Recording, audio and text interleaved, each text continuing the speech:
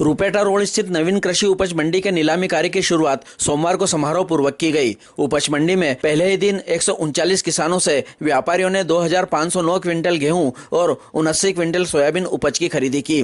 पहले दिन गेहूं का भाव 2000 से 2721 रुपए तक रहा, वहीं मॉडल भाव 2275 रहा। इसी तरह सोयाबीन का भाव 2205 से 5500 रहा, मॉडल भाव 5290 रहा। पहली खरीदी अटलाउदा के मांगूसी से फरक्किया ट्रेडर्स ने 2711 रुपए प्रति क्विंटल के भाव से 35 क्विंटल गेहूं खरीदे। महतपुर तहसील के गांव पेटलावत के किसान बद्रीलाल पाटीदार से सांवलिया ट्रेडर्स ने 5451 रुपए प्रति क्विंटल के भाव से 28 क्विंटल सोयाबीन खरीदी।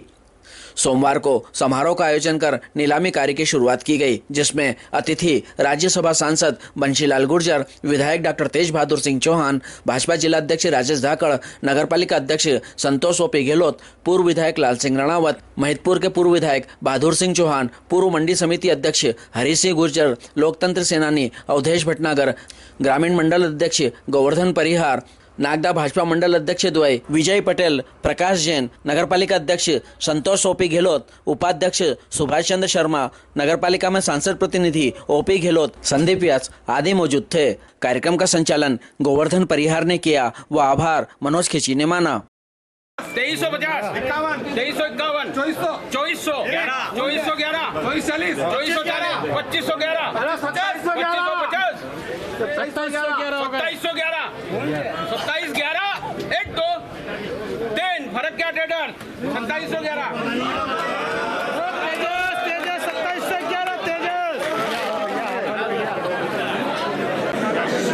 मुझे मालूम नहीं है।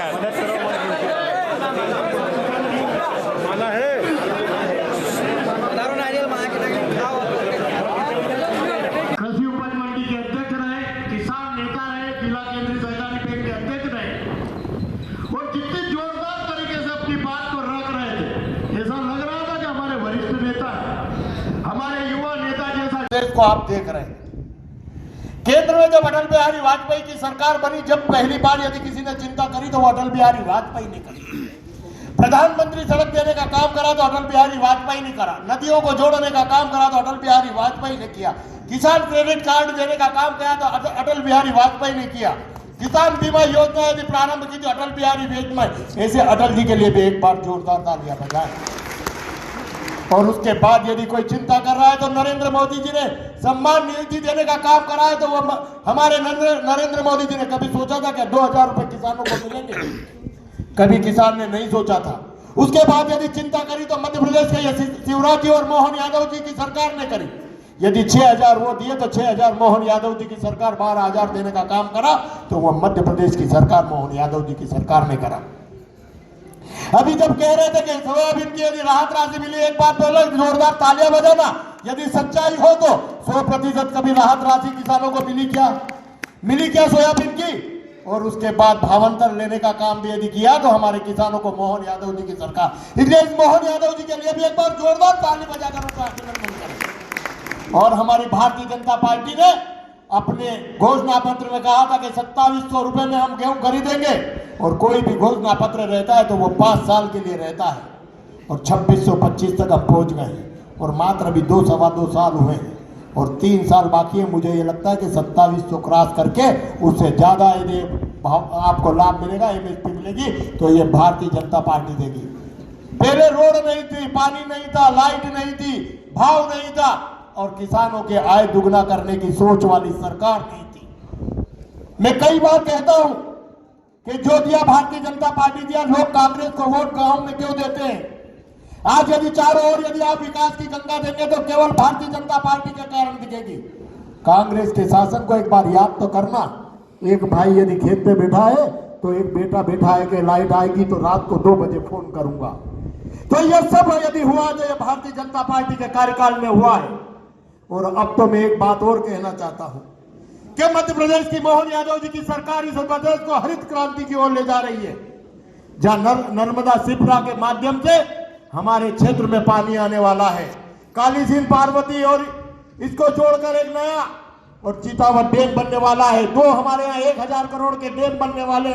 तो आने वाले 5 वर्षों में हमारे क्षेत्र में पानी के हर गांव में, हर खेत में पानी पहुंचाने का काम मध्य प्रदेश की सरकार करेगी। कहने को तो बहुत कुछ है, पर बंसीलाल जी और डॉक्टर साहब हमारे बीच बैठे हैं और उनका जीवंत अनुभव है। और कृषि मंडी के क्षेत्र में उनको हमें किस क्षेत्र में कैसे काम करना चाहिए, इस मंडी को नंबर 1 कैसे बनाना चाहिए। तो मेरा ऐसा मानना है कि आपके इधर हमारे यहाँ केवल 2 फसल की ओर ही ध्यान है भाई साहब, केवल गेहूं और सोयाबीन। मैं चाहता हूं कि आप इन्हें मार्गदर्शन करें कि फसल केवल सोयाबीन, लहसुन और प्याज से बाहर भी दुनिया बहुत बड़ी है। अब यह मंडी अब नागदा नगर एक नए नागदा की ओर बढ़ता हुआ है। पहले हमारे पुराने जमाने का बना हुआ मंडी थी, छोटा नगर था तो वो मंडी चल जाती थी, पर जैसे ये मंडी आई है तो मैं कहना चाहता हूं कि हमारा नागदा नगर भी इस ओर बढ़ेगा और इस क्षेत्र का भी विकास होगा। इस नवीन कृषि उपज मंडी समिति का लोकार्पण माननीय मुख्यमंत्री जी ने खाचरोद के कार्यक्रम में कर दिया था, लेकिन लोकार्पण होने के बाद किसानों का यहां पर प्रवेश और उनकी उपज की नीलामी का शुभारंभ, यह कार्य आज से प्रारंभ हो रहा है। लेकिन इस कार्य को शुभारंभ करने के पहले भी यहां पर कुछ व्यवस्थाओं की आवश्यकता महसूस हो रही थी। कई लोगों को चिंता थी कि मुख्यमंत्री जी ने लोकार्पण कर दिया, उसके बाद भी अभी मंडी प्रारंभ नहीं हुई। हमारे व्यापारी साथियों के जो गोदाम है वहां पर बिजली पहुंच नहीं पाई थी, बिजली कनेक्शन की आवश्यकता थी, बिजली का वो कार्य पूर्ण होना था और सभी लोग चाहते थे कि बड़े कांटे की तुलाई के साथ यहाँ पर किसानों को उसका भी लाभ मिलने लगे, और उस कांटे का भी काम लगभग चल रहा था, वो पूर्ण नहीं हुआ था। अभी भी आप पीछे की तरफ देखेंगे तो पूर्ण नहीं हुआ होगा, लेकिन चूंकि गेहूं की उपज आ चुकी है और यहाँ पर उपज की नीलामी प्रारंभ हो, हमने बिल्डिंग बाद में बन जाएगी, लेकिन उस तोल कांटे पर तुलाई का काम प्रारंभ हो जाए, इतने काम को शीघ्र अतिशीघ्र पूरा करवाकर और आज से यहाँ पर किसानों की उपज की नीलामी शुरुआत हो जाए, तोल कांटा भी प्रारंभ हो जाए और व्यापारियों के गोदाम की भी बिजली लगाने के काम को ऐसा सब कराने के पश्चात आज हम नवरात्रि के इस पावन अवसर पर इसका शुभारंभ कर रहे हैं।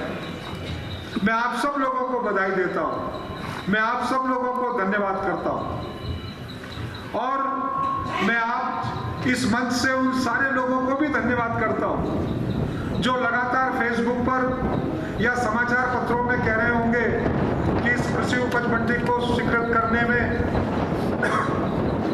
उनका योगदान है।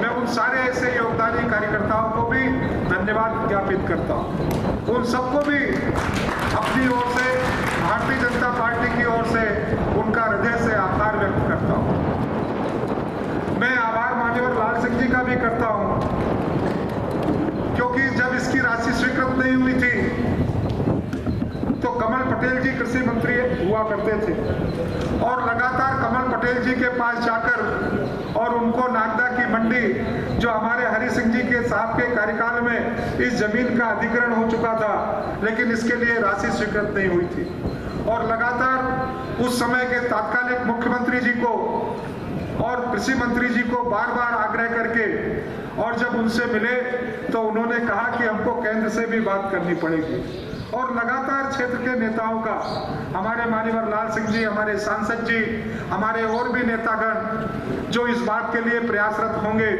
जिनको ऐसा लगता था कि नागदा में कृषि उपज मंडी शीघ्र बनकर तैयार होना चाहिए, लगातार लोगों के प्रयास होते रहे। मध्य प्रदेश की सरकार ने केंद्र की सरकार के सहयोग के साथ इस राशि को स्वीकृत करते हुए और यहाँ पर मंडी के निर्माण के रास्ते को प्रशस्त किया। अभी सब लोग कह रहे हैं डॉक्टर साहब का प्रयास है, मैं फिर कहता हूं कि मेरा कोई प्रयास नहीं, सारा प्रयास हमारे अग्रज नेताओं का है, हमारे जनप्रतिनिधियों का है, मध्य प्रदेश की सरकार का है। लेकिन जब जमीन अधिग्रहण हो गई तो राशि शीघ्र स्वीकृत हो जाए, और राशि स्वीकृत होने के बाद वो राशि नागदा को प्राप्त हो जाए, मंडी निर्माण के टेंडर हो जाए, और टेंडर होने के बाद शीघ्र कार्य प्रारंभ हो जाए, इस बात के लिए मैं लगातार जरूर प्रयास करता रहा। और राशि स्वीकृत होने के बाद पहले फेज के काम का शुभारंभ और फिर दूसरे फेज की राशि के लिए और फिर उसके काम को शीघ्र प्रारंभ करके शीघ्र पूरा करवाने के लिए निश्चित रूप से आप सब लोगों के आशीर्वाद से मुझे प्रयास करने का अवसर मिला। आज ये मंडी आप सब लोगों के सामने बनकर तैयार है।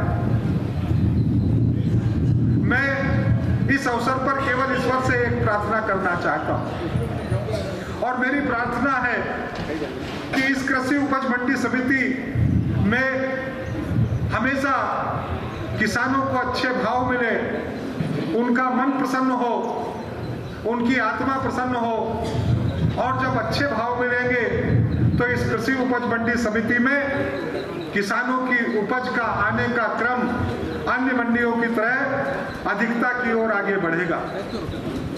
नागदा की कृषि उपज मंडी की स्थिति जिस तरीके से माननीय लाल सिंह जी साहब बता रहे थे कि इसको बी श्रेणी तक हम ले गए, लेकिन उसके बाद वापस सी श्रेणी पर आ गई और उसके भी नीचे चली गई।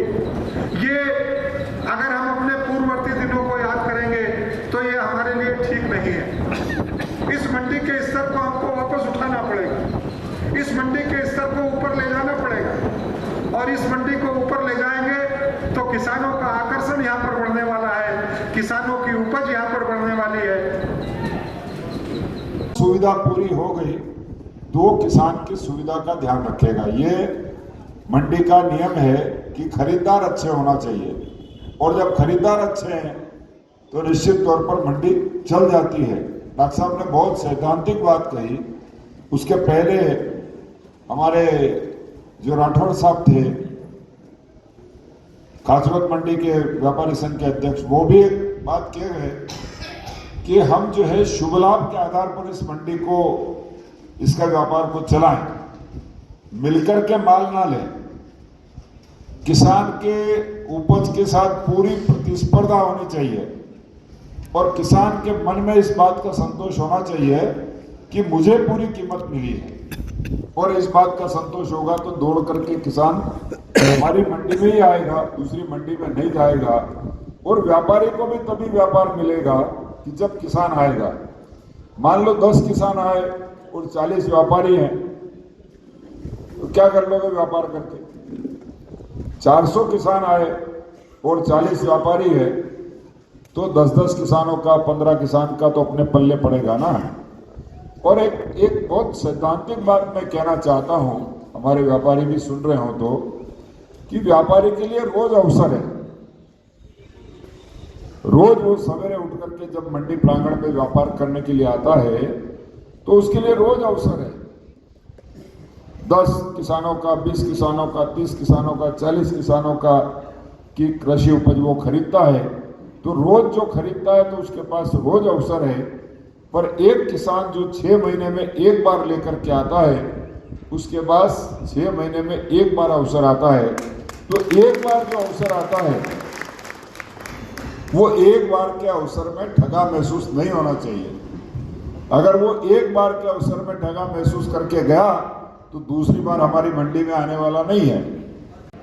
वहां के जो व्यापारी हैं, अगर कोई घटना दुर्घटना हो गई, ऊंची नीची बात हो गई, तो उसको अखबारों में छपने नहीं देते। और इसलिए नहीं छपने देते कि हमारी मंडी की बदनामी होगी तो लोग बाहर से आना बंद हो जाएंगे। वहां के पत्रकारों से मैंने पूछा कि यार तुम्हारी मंडी की कभी नकारात्मक खबर हम पढ़ते ही नहीं, तो उन्होंने कहा कि भाई साहब ये दलोदा जो बसा, ये शुगर फैक्ट्री के भरोसे बसा था, पर शुगर फैक्ट्री बंद हो गई तो इस मंडी ने दलोदा को पाल लिया। और दलोदा को पाला तो ऐसा पाला कि आज वो नगर परिषद हो गई है, और दलोदा की मंडी अब A क्लास की मंडी हो गई है। बहुत अच्छा व्यापार वहां का हो गया। और उसके पीछे जो भाव है वो लोगों का भाव है, लोगों का समर्पण है। उन सबका ये संकल्प है कि दलोदा को बदनाम नहीं होने देंगे। तो बदनाम नहीं होने देंगे इसका मतलब अव्यवस्थाएं सहेंगे, ऐसा भी नहीं है। बेईमानी सहेंगे, ऐसा भी नहीं है। बेईमानी को भी ठीक करेंगे, अव्यवस्था को भी ठीक करेंगे, व्यवस्था को बेहतर करेंगे, और दलोदा का नाम भी अच्छा करने की कोशिश करेंगे ताकि लोग दूर दराज से आकर के दलोदा में व्यापार करें और व्यापार करके इस मंडी को बेहतर बनाएं। तो मैं ऐसा आप सबको निवेदन करना चाहता हूं कि आप संकल्पित हो कि नागदा की मंडी के बारे में हम सब सोचेंगे और सब सोच करके मंडी बेहतर कैसे हो इसके बारे में विचार करेंगे और इसकी बेहतरी के लिए काम करेंगे। हमारा सबका मिशन एक ही होगा। आजकल पॉलिटिक्स में थोड़े से विकार आ गए और विकार ऐसे आ गए कि एक व्यक्ति सही दिशा में करने जा रहा है तो दूसरा उसको खराब कैसे करना है इस काम को करने की कोशिश करता है। पर खराब करने वालों को नकारो, खराब करने वालों को का साथ नहीं देना चाहिए, खराब करने वालों को टोकना भी चाहिए और कहना चाहिए कि नहीं नहीं ये नागदा का मामला है और नागदा का मामला है तो नागदा का भला किसमें होगा उस दिशा में हम सब मिलकर के काम करेंगे। अगर इस बात के लिए संकल्पित हो गए तो आपकी मंडी भी मंदसौर जैसी हो सकती है, कोई नहीं रोक सकता। आपकी मंडी भी नीमच जैसी हो सकती है। और मैं आप सबकी जानकारी के लिए बताना चाहता हूं कि ये मंडियां केवल मंडियां नहीं, इंटरनेशनल मंडियां हैं। डॉक्टर साहब, नीमच में कोई भी चीज ले जाओ, ये फूल ले जाओ सूखे हुए, ये भी बिक जाए। नीम के पत्ते इकट्ठे करके ले जाओ, बहुत गिर रहे हैं आजकल, ये इकट्ठे करके ले जाकर मंडी में लगा दिए तो वो भी बिक जाएंगे, उसका भी पैसा मिल जाएगा। कोई चीज ऐसी नहीं है जो नहीं बिकती हो। बबूल के पापड़े उसको इकट्ठा करके ले जाओ, वो बिक जाएगा। पुमाड़िया के बीज वो ले जाओ, वो भी बिक जाएगा। कोई चीज ऐसी नहीं है जो नहीं बिकती हो, सब चीज बिकती है। ये उन्होंने मंडी को ऐसा स्थापित करने का काम किया कि कौन सी चीज कहाँ बिकेगी इसका मार्केट सर्च किया और वो मार्केट सर्च करके उनको कौन सी चीज कैसे बेचना है, बेचना आ गया, इसलिए वो धूल भी बेच रहे हैं। मैं महाराष्ट्र के दौरे पर था किसान मोर्चे के, तो बारामती में था जहाँ शरद पवार जी का क्षेत्र है। तो उस क्षेत्र में एक खेत में कोई ऐसी फसल लगी थी जो हमने पहली बार देखी। तो हमने गाड़ियां वहां रुकवाई और उसको देखने गए तो एक कोने पर छोटा सा प्लांट लगा था और वो पौधे बहुत विचित्र पौधे थे, 1-1 फीट के हाइट के पौधे थे। और उन पौधों के बारे में हमने पूछा कि क्या है ये, बोले जीरेनियम है। क्या काम आता है कि इसके जो अंदर जो इसका जो वो है रस है वो सेंट बनाने के काम में आता है। मैंने कहा इसमें सेंट तो थोड़ा सा निकलता है तो ये फसल कैसे फूटती है। तो उन्होंने बड़ी मजेदार बात बोली। उन्होंने कहा कि इसका जो कचरा है, जो वेस्ट है, ये वेस्ट पे बिक जाता है। मैंने कहा कौन सी मंडी में बिकता है? तो उन्होंने कहा कि नीमच की मंडी में बिकता है। अब कहाँ बारामती है और कौन सा जीरेनियम है और उस जीरेनियम के वेस्ट को कैसे बेचना है ये नीमच मंडी के व्यापारी ने सीख लिया और वो बेच रहा है। देश में बिक रहा है कि किसी अन्य देश में बिक रहा है, वो सारे वेस्ट को बेचने का काम कर रहा है। तो ये हमारे व्यापारियों को भी सर्चिंग करना पड़ेगी कि कौन सी फसल कहाँ किस भाव में बिक रही है और किसकी डिमांड कहाँ कौन से मार्केट में अच्छी है। वो करेंगे तो निश्चित तौर पर हमारी ये मंडी सफल होगी। पर मुझे यहाँ जो अनुभूति हो रही है उसके आधार पर मैं कह सकता हूँ कि ये मंडी बहुत सफल होगी। डॉक्टर साहब ने जिस मेहनत के साथ और लाल सिंह जी राणावत साहब ने जिस मेहनत के साथ, राजेश जी ने जिस मेहनत के साथ इस मंडी को विकसित करने का काम किया है, माननीय मुख्यमंत्री जी की जो भावना है, किसान वर्ष घोषित किया मुख्यमंत्री जी ने इस वर्ष को, और किसान वर्ष में किसानों के ऊपर फोकस मध्य प्रदेश सरकार का रहेगा और किसानों की जीवन में बेहतरी कैसे लाएं उसके लिए सरकार काम कर रही है। तो उन कामों का लाभ भी हमारी इस मंडी को मिलेगा। मैं आशा करता हूं कि ये मंडी बहुत अच्छे से सफल होगी, पर उसमें हमारा पुरुषार्थ भी शामिल होना चाहिए।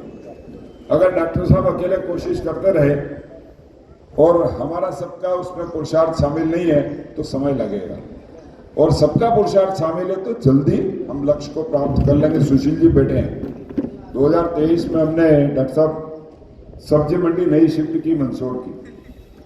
तो मंदसौर के सारे व्यापारी वो कहते थे कि नहीं हम नई मंडी में नहीं आएंगे,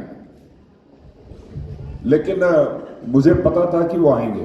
तो हमने तैयारी कर ली और जो जो चाहते थे वो सुविधाएं जुटा दी और हमने कहा भाई परसों मंडी शुरू करेंगे, आप आ जाओ। तो किसी ने हाँ नहीं की हमारी बात में, लेकिन हम भी अपने तरीके से काम कर रहे थे। हमने आर्य समाज वालों को बुलाया, हवन कराया और हवन करा करके और जितने भी लोग आए थे वहाँ उनकी बोली लगवा करके, जैसा आज डॉक्टर साहब ने यहाँ शुभारंभ कराया वैसा उस मंडी का शुभारंभ करा दिया। और जब उसकी प्रतिक्रिया में व्यापारियों ने थोड़ी सी नाराजगी जाहिर की तो हमने नीमच के 7-8-10 व्यापारियों को बुलाया, उनको कहा भाई आ जाओ, आपको लाइसेंस देते हैं, आप शुरू करो। उनको देख करके दूसरे दिन हमारे व्यापारी सब आ गए कि सब हम ही करेंगे, नीमच वालों को क्यों करने दें। तो उनको सबको बुलाया, उनको कहा कि भाई आ जाओ आप। पर उसके साथ ही साथ दूसरा काम और किया हमने कहा कि भाई तकलीफ क्या है, क्यों नहीं करना चाहते हो? बोले गोदाम नहीं है। तो हमने गोदाम ऑक्शन किए, बोले साहब बैंक फाइनेंस करा दो, मैंने करा देंगे। तो बैंक वालों से बात की तो उस समय एनओसी की थोड़ी सी प्रॉब्लम थी मंडी बोर्ड से, तो हमने गोदाम बना करके और व्यापारियों को चाबियां देना शुरू कर दी और ये कहा कि भाई बैंक से कितने साल में जमा कराओगे? बोले 5 साल में। हमने कहा 5 साल में देते रहना, जैसे पैसा आएंगे वैसे। वो सारे व्यापारियों ने पैसा भी जमा करा दिया, फाइनेंस की जरूरत भी नहीं पड़ी, मंडी ने उनको निभा लिया।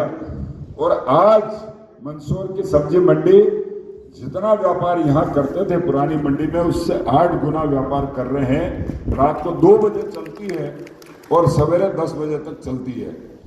8 गुना व्यापार हो गया उस मंडी का। सारे व्यापारी कहते हैं कि बहुत अच्छा हुआ। तो शुभ मुहूर्त में किसी काम को प्रारंभ करते हैं तो निश्चित सफल होता है। और आज भी हमने इस मंडी को नवरात्रि के पर्व में माता शक्ति की आराधना करते हुए शुभ मुहूर्त में प्रारंभ किया है। आज चौथा दिन है नवरात्रि का, माता कुष्मांडा की पूजा करते हैं। तो माता की कृपा हम सब पर होगी और ये मंडी सफल होगी।